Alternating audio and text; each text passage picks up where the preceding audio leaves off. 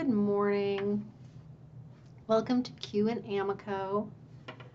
I'm Cara, and I've got a bunch of glazing tests to do today, so I'm going to be prepping while I answer your questions.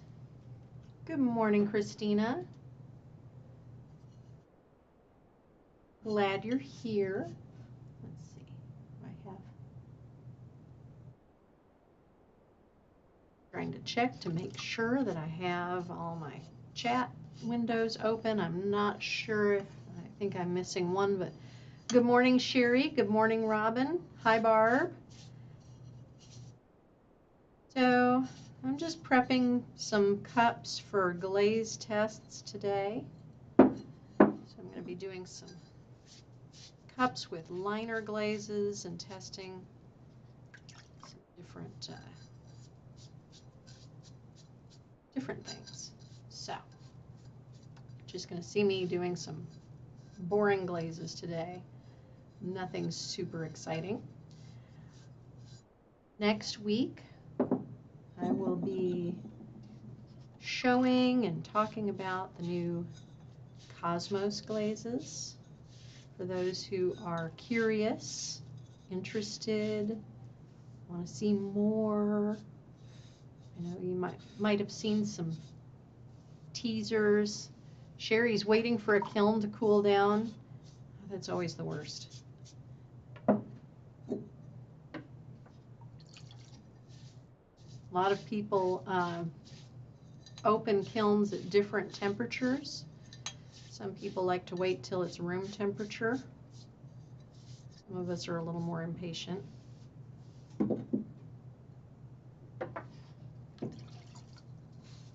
I generally wait till they're under 400 degrees. That was just my training. Good morning, Maura.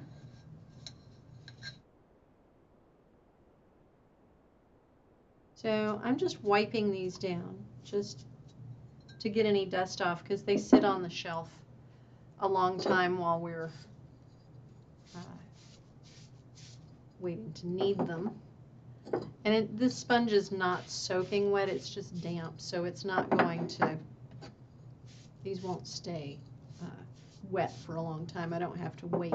Now if you immerse your bisqueware in water, you'll have to wait for them to dry because your glazes won't adhere very well.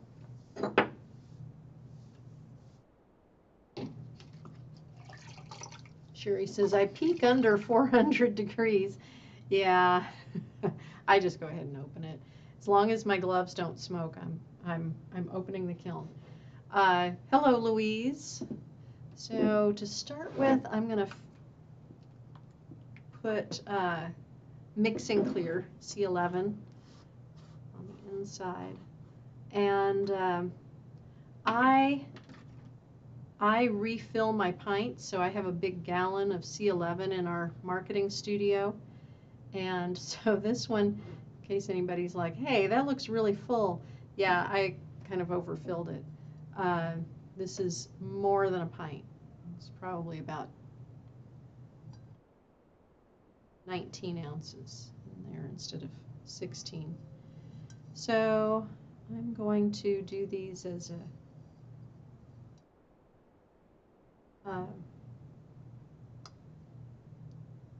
production line here. Just make sure I get all the insides. So Christina says, saw a bunch of your pieces at Aardvark. Love the cactus flipping me off. Yeah, Kevin, our one of our sales reps, he is manager of our West Coast accounts. I'm not really sure exactly what region. I lose track sometimes. But Kevin was out in California at Aardvark Clay this past weekend and brought some of our attractor pieces, including the celadons, the the flipping off cactus, that was pretty funny. Um, I found it really difficult to make anything with a saguaro cactus that does not look like it's flipping you off. Uh, they are kind of, you kind of have that look to them. Totally unintentional.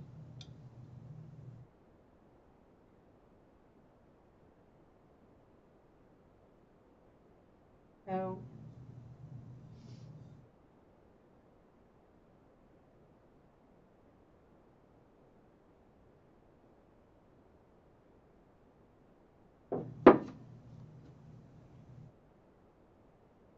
Maura says, I went to Aardvark sale last year. They really take care of their customers. Yeah, they really do. Uh, I lived years. In fact, I grew up in Southern California, and for many years visited Aardvark for all of my ceramic needs, and they are a wonderful, wonderful company.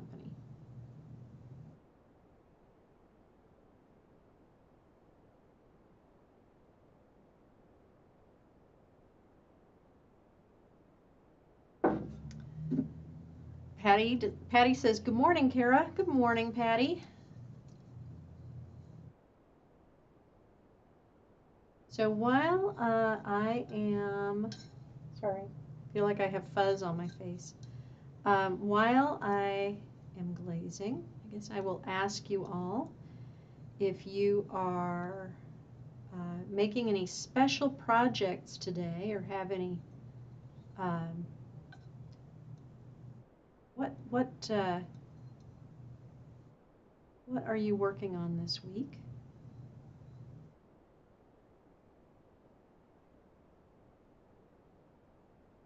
Christina says, I go every year to Aardvark sale. It was crazy this year. The line to check out was an hour both times I was in it. Oh my gosh. Well, that really speaks to how popular ceramics and Aardvark sales are. So I have one coat on these, and I will make a little hatch mark on my table. I know you guys can't see it because I'm just doing selfie at the moment, because this is just brushing clear glaze on the inside. I'm going to do 3 coats.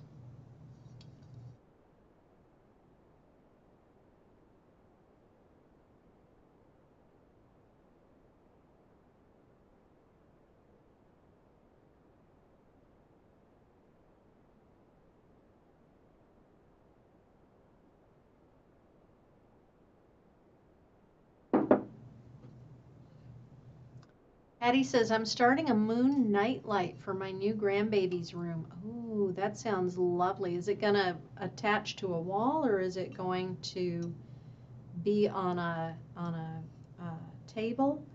Is it the kind you plug into the wall and it just illuminates from the back? Arden says, I'm working on Hanukkah platters using a rolling pin. That sounds beautiful. Sherry says, I was throwing wine cups yesterday. Today I'm working with hubby running electric inside the new studio. Wow, that's going to be a lot of work. Are you running a new kiln, or just more electrical for other things? And Barb says, it's working on mugs, lasering some, glazing bisqueware. And Patty says that the moon nightlight is a table version. That sounds really lovely.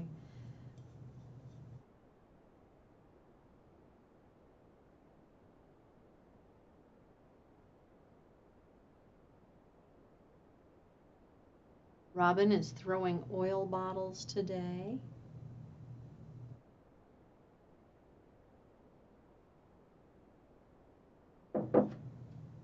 You'll notice how as soon as I get to the end of these, you know, I'm This is how I generally do glazing. So I have a whole bunch laid out in a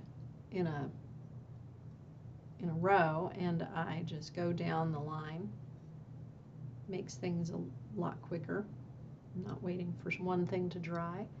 Sherry says, oh, doing electrical for setting up new building for studio. It's a blank canvas. That is exciting. Trish asks, you're applying mixing clear to the inside. How many coats? I'm doing 3 coats, so this is the second coat. And by the time I get to the end, the first one is usually dry, although the second coat takes a little bit longer.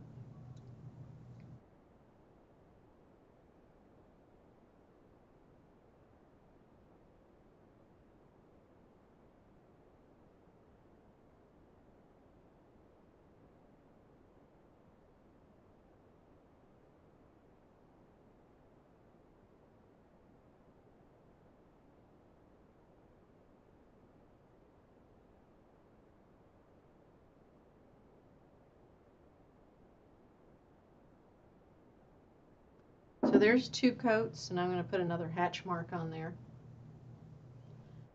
Now, for these, the tubes, I'm going to do a little bit differently, because this is still, if you can see, there's still some shiny in there. I know it's hard to see since the light's not shining directly in there. There's still a little bit of shine on it, so it's not dry yet. I'll let that sit, and I will work on these tubes. I want to make sure that they stand up. Since they'll stand up in the kiln, I don't want them to be tippy. And I'm going to put mixing clear on 1/4 of the front of the tube.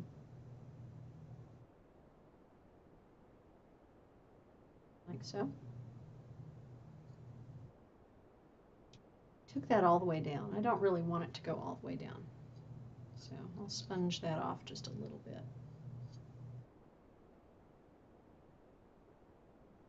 There we go. So it's 1/4, but it doesn't go all the way down. There we go. And while my cups are drying, I will do a first coat on each of these tubes.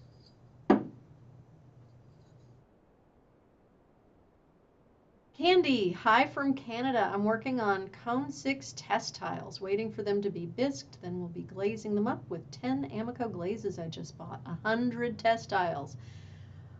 Yeah. I know your pain. The layering testing that we do and new product testing, I spend a lot of time with test tiles, which is, it's a good thing that I like testing glazes.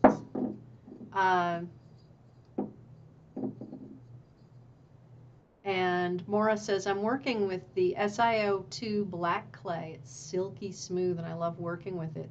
I'm experimenting all over the place. Very fun. That does sound like fun. I am not sure. I don't think I've ever tried the SiO2 clay. I've tried some other black clays.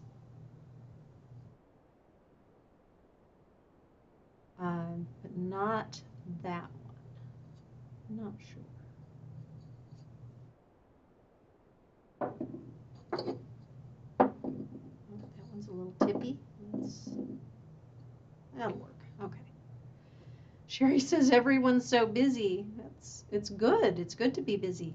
I find, and I'm sure that many of you do too, I find that being in the studio, I develop what I refer to as momentum. When I have a lot of projects going, and they kind of every project's at a different state, and so I'm really busy with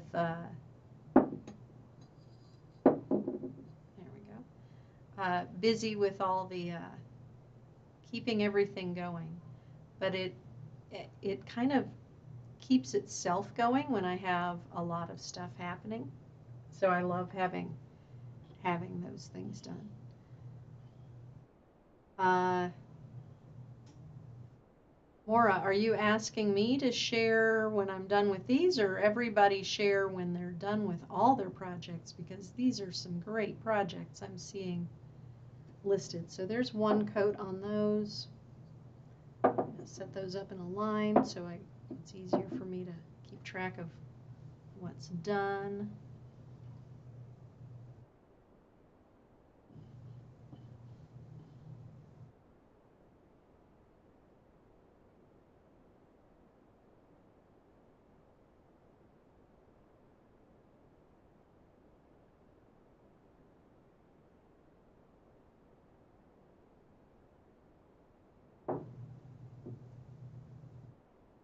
Everyone's projects, yes, because there are so many interesting projects going on.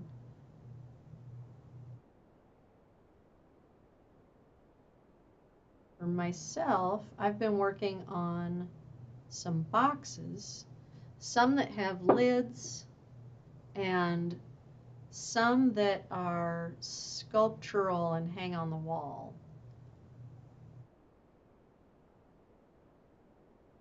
Tune in Friday, you'll see me making some more boxes,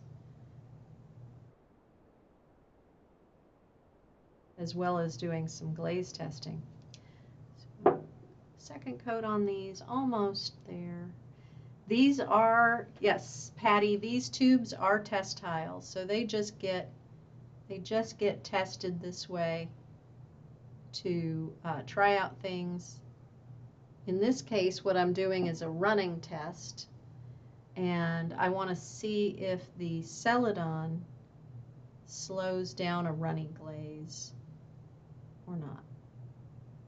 Because sometimes it appears that the Celadons can slow down a glaze that's really, really fluid.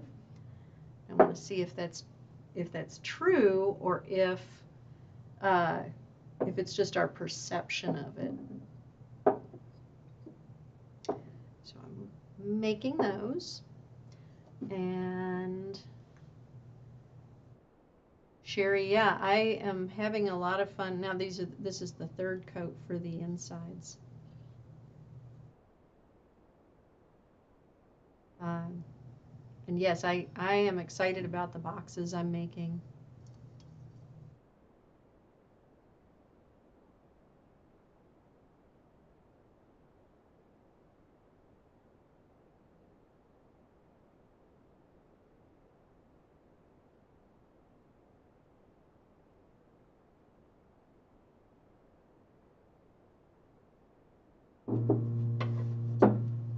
Christina says I bought 3 25 buckets of dry glaze. Saturation gold, saturation metallic, and aventurine. Time to experiment. Yeah. So I would recommend that you mix up the saturation metallic only as much as you will use in a 6-month to 1 year period. Once it is mixed with water, it has about a 3-year shelf life. But the saturation gold and aventurine, I don't think they have any kind of shelf life issues. And they are interesting glazes. They do so many wonderful things. Saturation gold is really, really lovely. It does have to be applied really thick to get the best results.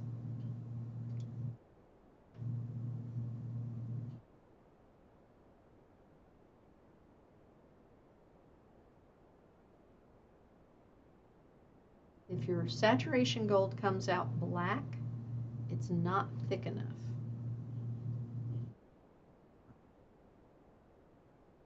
And aventurine, be careful with aventurine because it is very, very, very runny. Those are all my tips for those. Sherry says, good idea on this test. I'm loving the mixing glaze, mixing clear over under glazes. No loss of color, no running, and no bleed, and no pitting. It is a really, really solid clear glaze. It has all of the best things about all the Celadon glazes, and is a good basic clear glaze. And you won't get any bleeding because it is a really stiff clear. And generally the bleeding comes from when you have a clear glaze that's very, very fluid, and it's as it moves, it's dragging some of the colorants down with it. So you can use that to your advantage, but that is what is happening when you see that movement of underglaze, the bleeding. That is usually caused by the glaze itself, not by the underglaze. But since mixing clear really stays put, then you don't have to worry about that. Now those three have their 3 coats of clear on the inside, so they are ready. And then I just need to get my 3rd coat on the lower quarter for this.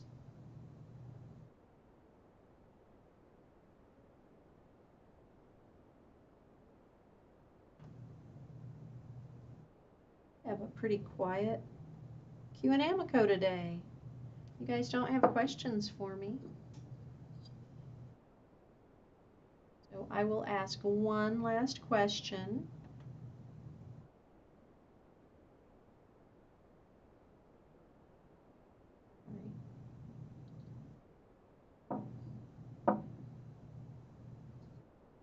And that is, what is your favorite Amaco glaze?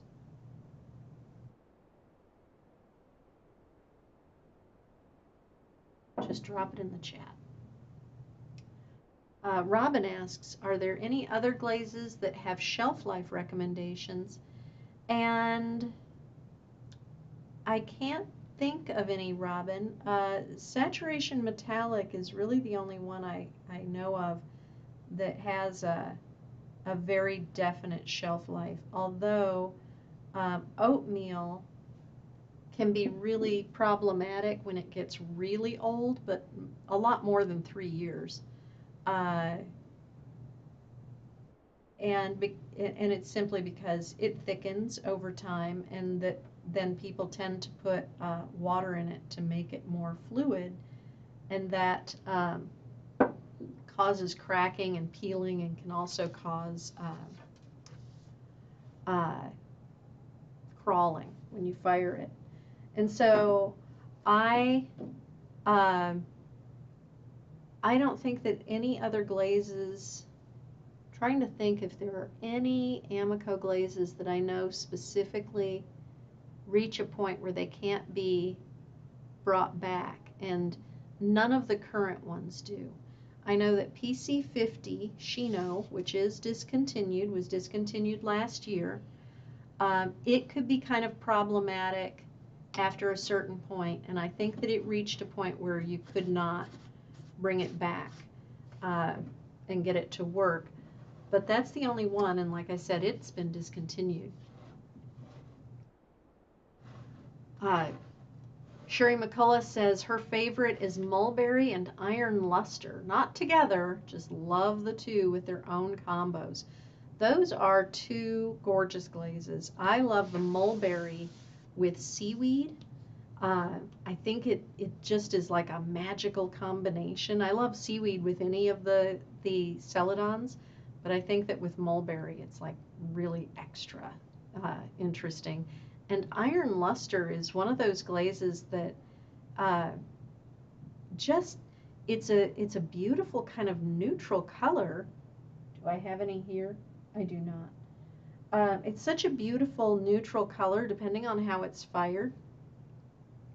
It's kind of a gray-green color at cone 5 and becomes increasingly beigey, almost ochre color as it goes up to like cone 7 or even hotter. I've seen people take it to cone 10. It's It's also just beautiful when it's combined. Like if you haven't tried iron luster with oatmeal over it, that is one of the most fun combinations because oatmeal over iron luster goes purple. But it's the right, you have to get the coats just right. And those are two really fun glazes. I also love iron luster with honey flux. Christina says the setup at Aardvark was beautiful. Lights under and electric turntables. Wow.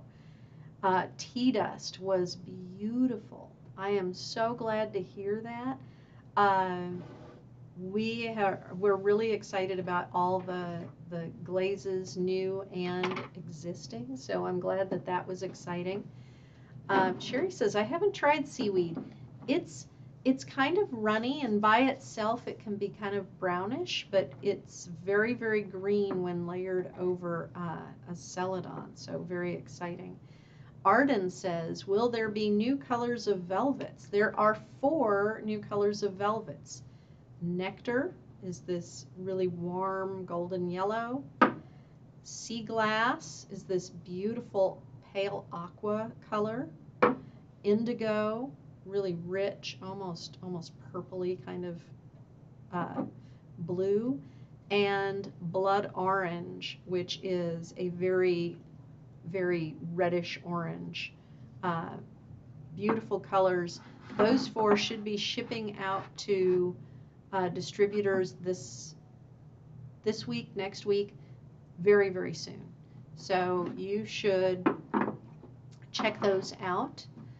And Robin says, yes, oatmeal was a challenge until I watched you. Love. Using a touch of gum solution sure does the trick. It really does. The problem with oatmeal, like I said, it tends to thicken. But if you add water to it, you're changing the chemistry. The gum solution helps to kind of act as a glue and hold it together. So just a tiny bit of water and at least the same amount of gum solution added to it, and only mix up as much as you plan to use immediately, is really the best way to use oatmeal. Adding water can cause it to peel and crawl, and then you can have some problems. So yeah, gum solution is the cure for oatmeal being too thick. Yeah, there is a video on that, Sherry, so check that out. And it is noon. It has been a great half hour with you guys. So I will see you all again. I'll be back next week with the Cosmos glazes, and we'll show you a little bit more about those. You've probably seen the teasers, but they are really spectacular. And I'll be talking about some of the tricks with them. And I will be, of course, live again on Friday. I'll be in the studio on Friday at 10:30. I'll be making some boxes and doing some more tests. So have a great day, have a great week, and happy glazing.